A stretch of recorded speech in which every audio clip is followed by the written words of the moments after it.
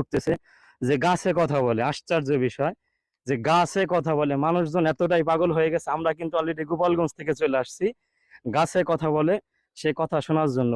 বেশ কয়েকটা ভিডিও তো দেখেছি যে কয়েকজন মুরব্বী বলেছে যে গাছে কথা বলে, যেরকম মুখে টেপ লাগাইলে আর ঘুংরা এরকম ঘুংরায়। তো আমরা সেই পরীক্ষা করার জন্য আসছি। এই দেখুন, এদিকে দেখো যে এই যে দর্শকগুলো আসছে, বাঙালি কিন্তু জহিমাতাল তালে ঠিক, কিছু শুনলে ওই জায়গা চলে যায় দৌড়ে। তো আমরা আসছি, এই যে মাইক্রোফোন নিয়ে আসছি, যদি চুল পরিমাণে একটু শব্দ হয় তাহলে আমাদের মোবাইলে একটা সিট আপ দেওয়া আছে, এমন একটা সিস্টেম যে অডিও চুল পরিমাণ সাউন্ড যদি যায় এই সাউন্ডটা মোবাইল নিয়ে নেবে।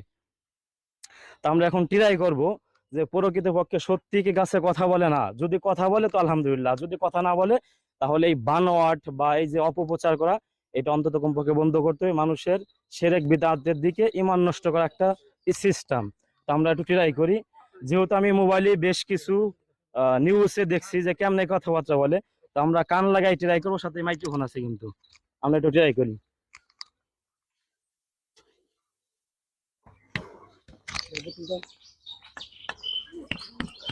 হ্যালো, হ্যাঁ শুনতে পাচ্ছেন? হ্যালো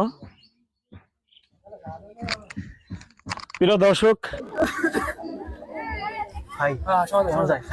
কোপ দিছে, দুই তিনটা কোপ দিছে, এবার ওই গাছে গুনে কইছে আমার কোপ দিস না, আমার খুব ব্যথা লাগে।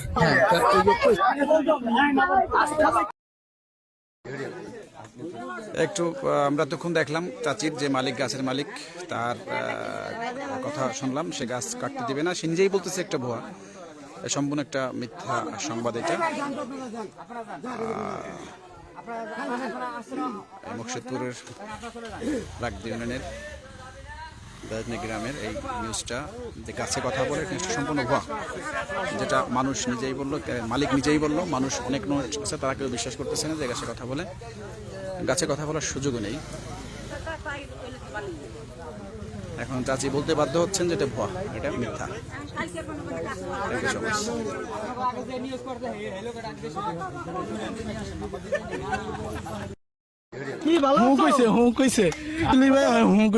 আপনি কোথা থেকে আসছেন? আমি ঢাকা থেকে আসছি।